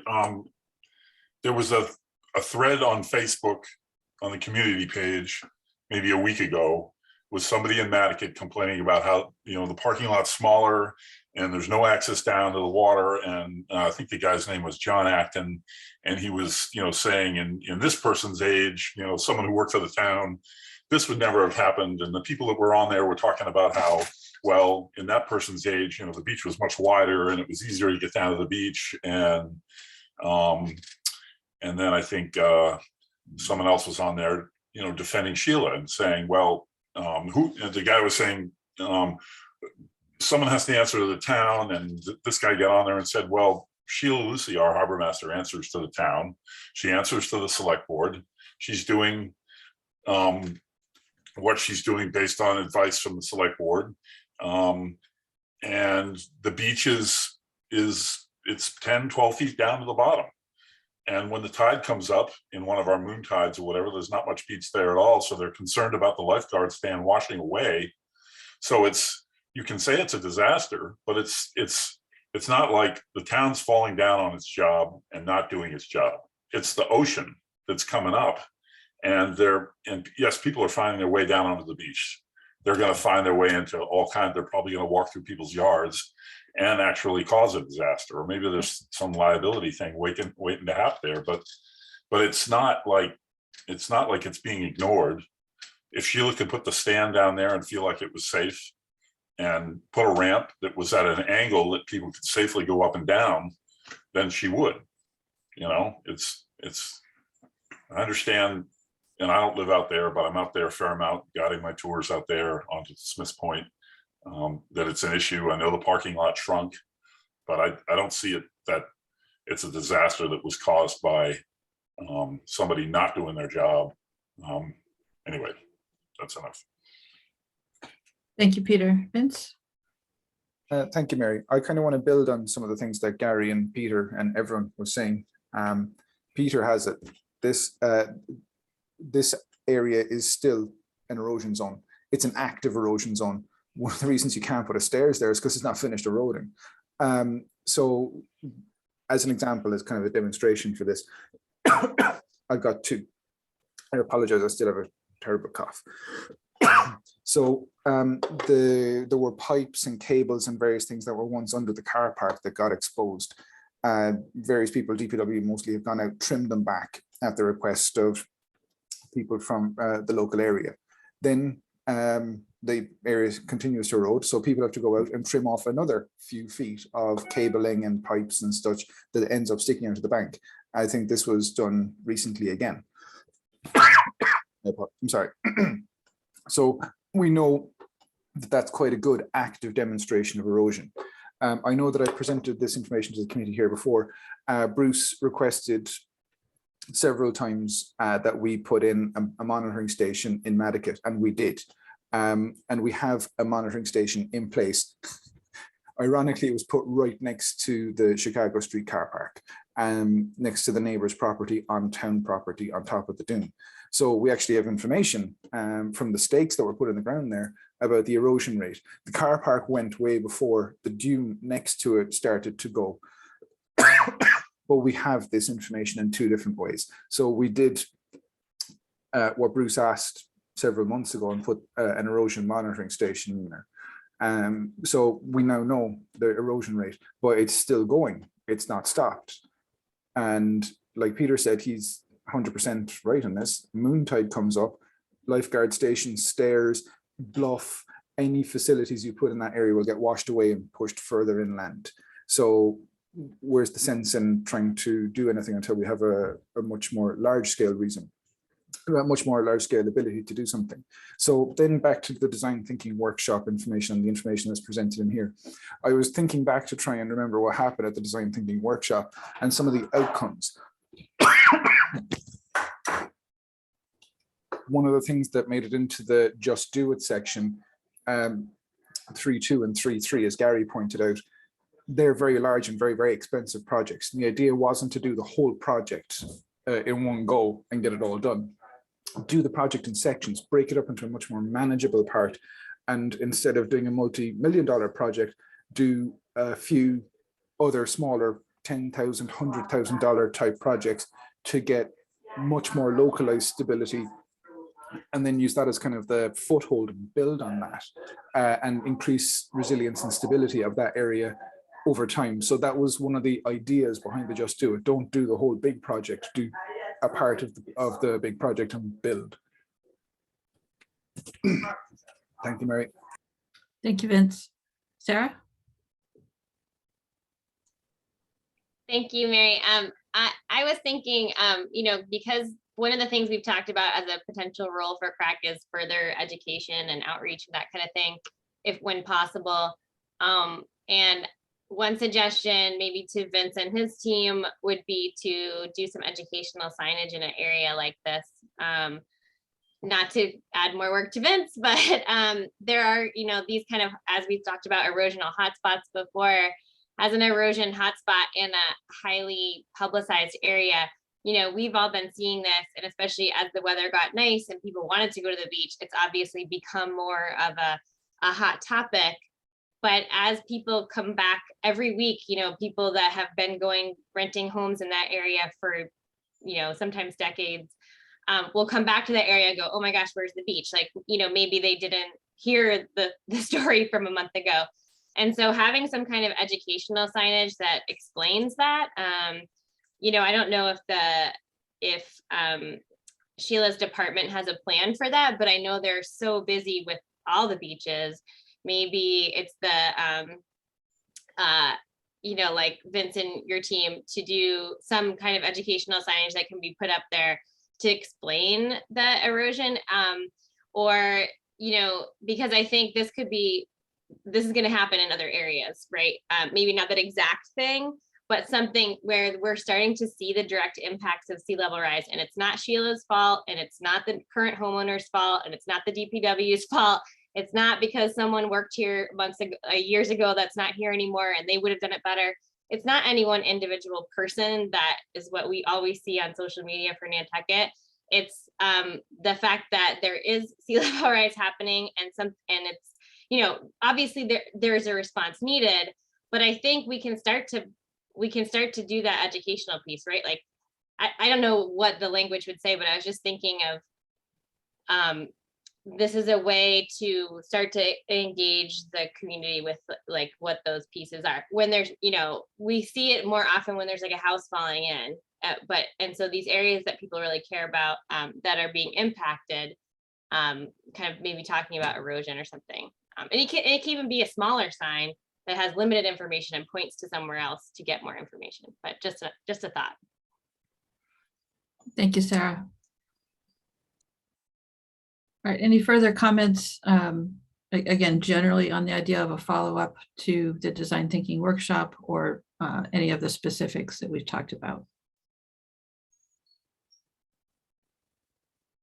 Vince, do you think that your department would have the bandwidth to host any kind of public educational event about the Costa Rizanes plan during the summer? Can I get back to you on that one? Yeah. I'm trying to plan not to go from the frying pan to the fire, but I'm trying to get information together and other large scale meetings for Baxter Road information ahead up and set up at the moment. I need to know where they are going first. Mm-hmm. No, understood. All right, anything further on this topic? Gary? You're on mute, Gary. All I can say is that if we needed to convince the people on the island that they really have to worry and focus on the erosion risks, there's no better example that people can see with their own eyes that they have to take our plan very seriously. So in one way, there's a little bit of benefit from that, because people will realize that the things that we are concerning ourselves with are real and can affect people. Thank you, Gary. All right, if there are no further comments, we'll move on to public comment. Is there anyone here who has a public comment to offer? And I know we recognized Bruce earlier, so there may not be any others. So the next item on the agenda, new business, Committee and Natural Resources Department reports, or from any of our constituent committees. Vince? Thanks, Mary. So I just have a couple of things. They're already in the agenda. It's just worth pointing out a local conundrum, something that seems at odds with itself. Proper contradiction. We've had two pretty significant rainfall events in June. On the 9th and on the 13th, we had what could be considered 10 and 20 year type rainfall events. On June 13th, 3/4 of an inch fell in an hour. It caused quite significant flooding in localized spots throughout the island. And one of the most noticeable spots was right in the downtown area in Easy Street. Easy Street flooded quite badly because it's a drainage basin. Everything comes into it. And it wasn't even at high tide. That's the other shocking piece. It was just volume. Huge amounts of water went to Easy Street. Right here at my office, right at 131 Pleasant Street by the old fire station. The roundabout here on Sparks Ave, on the approach on the Sparks Avenue side from the high school side going down, that flooded quite badly. That collected a lot of water. Other people have told me of, many inches to feet of water collected locally as well.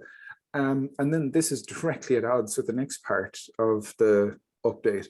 Nantucket is abnormally dry as per NOAA and University of Cornell. Cornell University information.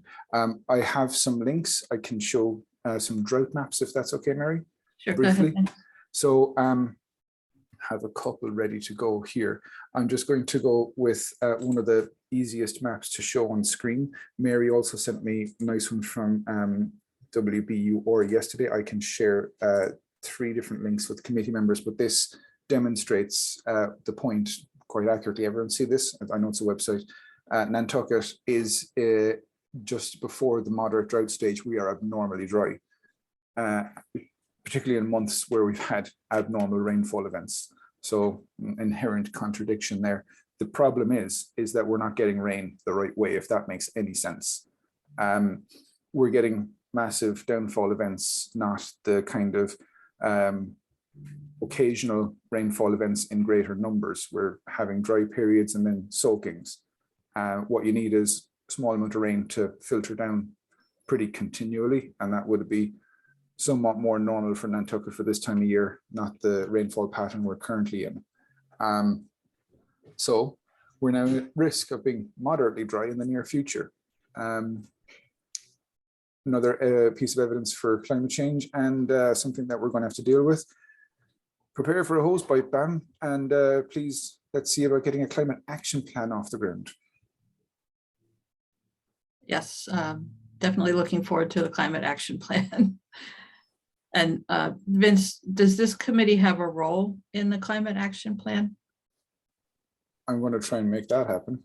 It's Lauren, as I understand, is the one that's trying to get the climate action plan off the ground. Lauren Sinatra, our energy coordinator. Okay, so any other reports from committee members, recent new business? Yes. Ian and then Matt. For Concom? Yes. So, when Sarah said, how can we be helpful as a committee? We have an interesting application before us for 18 Washing Pond Road. And I don't know if you're all familiar with it, but I would urge you to Google it and look at the aerial. And basically, it's a massive bulkhead that extends out now to the east of the Washing Pond Public Beach, where it's rendered the beach inaccessible except at extreme low tide. And on the bulkhead itself, there's a mark which is 4 feet up from the current beach, which does fluctuate, of where the high tide goes. In other words, there's water that goes up to that height often enough to make a distinct water line along the steel bulkhead. And I'm bringing this up for, and if you'll allow me to an extra 30 seconds, the owners of the property that it protects admit freely that the property it protects is not entitled to pre-78 protection because it was a new building on a different footprint that was built in 1995 after the original building that was protected by a wooden bulkhead in the 70s was removed. And they're before us because one of the groins, it originally had 3 groins on the east and west end, on the east and the west end of the bulkhead, and in the middle it now has a design for 2, but the eastern one was destroyed in a storm last winter. So they're asking to rebuild the bulkhead. And when the bulkhead was first granted a Chapter 91 protection, the groin didn't even extend as far as the mean low tide mark in initially the 1970s, then in 1992, And in their application to renew the groin, they're using a mean high tide mark that is 20 years out of date and doesn't correspond at all to the reality that we're dealing with. And in addition, they're arguing that the bulkhead itself is entitled to statutory protection under the Chapter 91 license. And so we've asked Town Council, we, the Conservation Commission, has made a formal request to Town Council to weigh in on that. But I'm getting off topic here because when I'm talking about how we can be helpful, I look at how this committee can be helpful going forward is to ensure public access on our beaches. And you know, the public is absolutely entitled to access between low and high tide, as we know, for fishing, fouling, and at the very least. And so the applicant has agreed to put at least a ladder going up onto the what has become an artificial dune behind the bulkhead on the western side. We're still discussing how to do it on the eastern side. But I look at this as it's, you know, having been a summer brat here since 1951 until 1980, you know, and most of us, I think, remember when beach access was a given. And it's clearly, as we've been discussing with Bruce Mandel about Matticat and everything, it's really, it's sort of front and center to what is taking place as we have both a change in the dynamics of the owners here who I think I can safely generalize have a different concept of what you know, constitutes private property as opposed to the old days when you had more or less free access to the beach throughout the island. And how these bulkheads, of which there are a number now on the island, are going to interfere with public access going forward. And so I think that should be one area of focus for this committee going forward that would be a help at large if we brought the select board's attention to this. Thank you. Thank you, Ian. Matt, did you want to respond, and then we'll go to Vince? Yeah, well, go to Vince and I'll come back then. That's fine. All right, Vince. So I want to just, I'm not debating anything what Ian said. There's two ways to try and approach this in my mind. One is something that Fritz did like to talk about a bit, and that was bringing sea level rise into our planning system. It's not there. So that's one way to do it. And that's one of the recommendations from the CRP. And another recommendation from the CRP that we could try and look at as well is 1.3, update to wetland ordinance and regulations. That's at the town level now, not the state level as such, because we're more capable and able to make a change to the local bylaws than anything else. Would either of those points be useful to you, Ian, to make? Yes, they would, Vince. And yeah, and we're sort of dealing with trying to update our regulations right now, which has been a laborious process. Matt? Well, Ian, are you asking for a letter from, you know, Cracks saying we've asked to have this be adopted and et cetera? Is that helpful? Is that what you're asking for, kind of?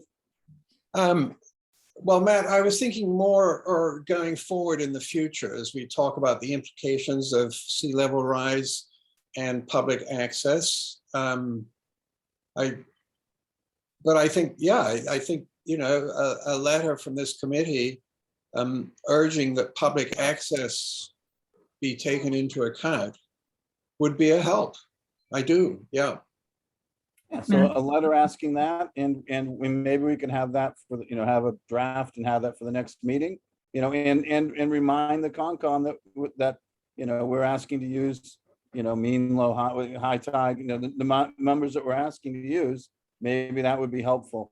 I'm really happy with the fact that you guys are tackling this, because a lot of these over the past 10, 15 years have just been approved and no public, the discussion of public access never even happened. And so I'm really pleased. And I think if they're gonna impede access, then they should make a nice walkway, a nice path around them, through their property, over their property, like some of the pictures we got from DEP when they came down last year before, where they showed, stairs cut in and over. I mean, if this is gonna happen and they're gonna stay because we can't stop it or we don't want to litigate it, then at least give access. So I'm glad that you're doing that. The other topic I wanted to say was a follow-up to Vince was talking about the rain and all that. The select board and, Libby and staff have been dealing with, puddling issues at places like Pilgrim Road. And what's happening is as we build out these areas, they are more, there's more density, there's more hardscaping, and there's a lot of raising of properties. So areas that had swales in them and the water ran and disappeared are becoming more urban, and there's nowhere for the water to go. And you can't even, and people think the answer is emptying the storm drains more often, but they're filling up with sand so quickly because there's, Pilgrim Road is a good example. It's a sand road, so all of that is just washing down. You couldn't empty it quick enough. So part of what we have to start doing as a town is looking, considering from town out to the airport is an urban environment. And how do urban environments with all hardscaping everywhere, how do they handle water? And it's going to be very expensive, but it's so that's been some of the complaints, and people think there's an easy fix.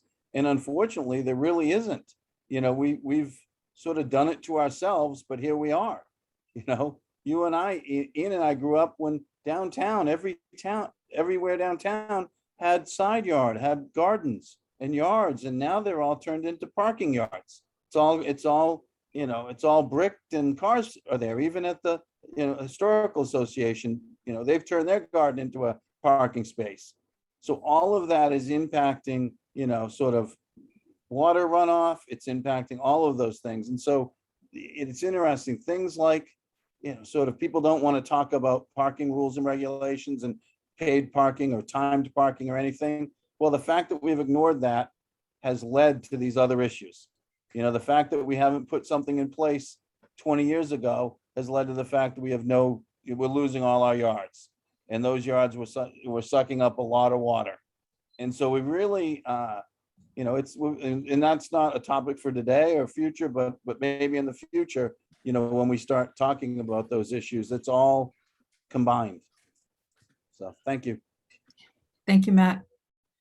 I wanted to briefly mention, go ahead, Peter, and I'll follow. I just wanted to follow up what Ian was saying. He said fishing, fouling, and the next part he was going to say is navigation.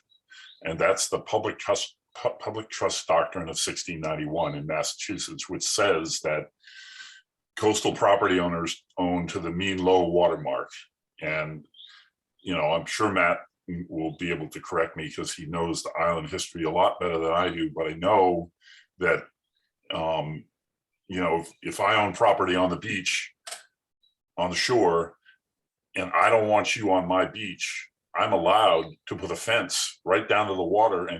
And I've never heard that you can walk between the high and the low marks. And the public trust doctrine, over the years, lawyers have tried to add on fishing, fouling, navigation, and walking, and it hasn't been successful. And we had the little dust up with Scott White in Matticat, where he put up a fence because someone's dog ran off the beach and into his house. And then there was the rave that was out on Matticat, on Eel Point. And so that guy put up a fence and said, no more driving, no more walking on my beach. And the town worked it out with him so that you could walk, but he was within his rights to do that. There's just been a long-standing, centuries-old assumption that we can share the beaches, which we do. We're much different than the vineyard, but, people own right down to the low water mark. And there's just always been this attitude here that it's my right to walk on the beach. It's my right. That's gotten into people's heads. but it really isn't. It's a privilege. And it's in the good graces, you're in the good graces of the property owners who understand that we've been doing this for years, for decades, centuries, letting people use the beaches. But I'd love to see somebody show me the law that says that I'm allowed to walk on a private beach, you know, above the low tide mark, because I don't think that's correct. And I'm just always nervous when we have these issues where somebody complains about somebody walking across their property, because that could be the beginning of real problems for a place that, you know, depends on people coming here and wanting to go to the beach. You pretty much walk around the island on people's private properties. You can go down to Jetty's Beach or go down to Steps Beach and take a left and walk all the way up, and no one says anything, but they could if they wanted to. Anyway. Thank you, Peter. Ian, go ahead. Sure. So from the DEP's, the MassGov Chapter 91, the Massachusetts Public Waterfront Act, the overview and summary, it says that through Chapter 91, the Commonwealth seeks to preserve and protect the rights of the public and guarantee that private users of tidelands and waterways serve a proper public purpose. And then it says specifically, preserves pedestrian access along the water's edge for fishing, fouling, and navigation, in return for permission to develop non-water dependent projects on Commonwealth tidelands, providing facilities to enhance public use and enjoyment of the water. So in the aspect, and for instance, at Washing Pond Road, there's basically, you know, low tide comes right up to the Belkit. And there are other, I can send you other links that show that basically for practical purposes, it's considered that you have the right to access private property in return for a Chapter 91 license between low and high tide. So even though it's owned privately. So, but I grant you it's a very thorny issue. And I'm sorry. Peter, go ahead. Yes, I agree with you, Ian. It's a thorny issue, and it's going to become a whole lot thornier when we start having more of these situations like the Mattocket Beach situation. And so right now it's June, and we're coming up, you know, 4th of July is this weekend. We're going to see a rush of people onto the island. All of a sudden, it's going to be a whole lot busier. And all those people that love Mattocket Beach are going to go there and find that they can't get down safely. Some of them are going to go down, as Bruce said. But it's going to get thornier as we run out of space because of this. And, you know, the island's going to, you know, it's like a drawstring tightening up around the island, and places to go are going to sort of disappear, and we're going to be bunching up against people's private property, and those thorny issues will be raised and lawyers will be hired. And anyway, Yeah. I get worked up about it because, you know, I guide in some places that you know, I'm taking advantage of the ability to go on the beach where I know I'm traipsing across some private properties, and I know that it's kind of a gray area. But as we lose the island slowly but surely, as the water comes up, you know, we're going to be running into those thorny issues anyway. Thank you. A shrinking island and a growing population is not a happy mix. Okay. So I did want to briefly mention that the open space plan survey results were presented in a preliminary fashion to NPNEDC last night. So it's in the NPNEDC packet if you want to take a look at the survey results. However, I wanted to point out that part of the open space plan will reference being coordinated with the Coastal Resilience Plan. So they did notice they are taking that into account, and I'm happy to see that. All right, any further updates? We are over time, but I'm happy to entertain anything else that's important to mention now. Can I just say one more thing? Yes, Peter. Nothing to do with what I just said, but one of the things we've been talking lately about on Shab is the amount of bark mulch that people put down on properties in the downtown area. And when there's a storm event, the bark mulch all goes into the harbor. It clogs the drains. It sort of settles down into sort of in a suspended way on the harbor bottom. That's not really us, but that if you wanted a Shab update, that's my Shab update. Thank you, Peter. Okay, so discussion of upcoming meeting dates and topics. So first of all, as always, I'm happy to take suggestions for topics or speakers for upcoming meetings. Our next meeting is scheduled for July 12th. At that point, we will welcome the new members from the Land Bank and the Capital Program Committee. Sorry, I'm blanking on the exact name, CAPCOM or FinCom. That position has not been specifically identified to my knowledge. Just a quick update. I'm sure that everyone is aware that Sarah and Joanna and I were reappointed by the select board, so we will be here on July 12th with the rest of you. And we will need to elect a chair, vice chair, and secretary for the upcoming fiscal year. Sarah, you have a question, comment? Yeah, as part of our reappointment, I know that there was going to be a discussion later about our terms because we would have different timelines, and I didn't know if there was an update on that yet. I have requested the update, but it has not been forthcoming yet. I did send my own personal suggestion as to how those would be allocated, and if anyone else has an idea that they want to put forward, I sent mine to Erica and Libby. Matt, you had a comment?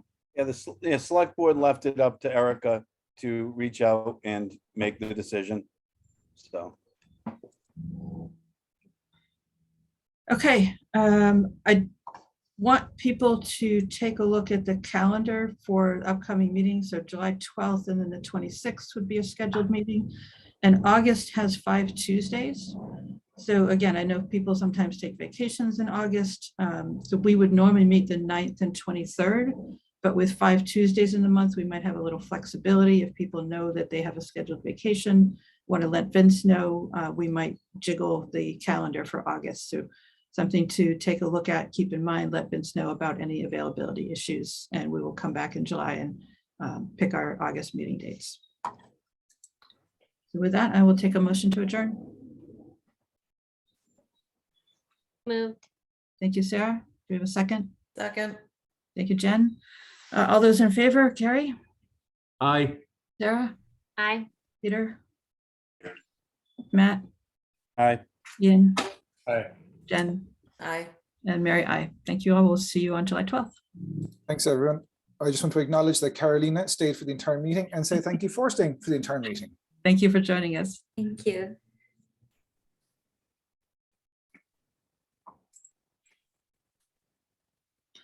Well, that I'm was just the going to stop the recording.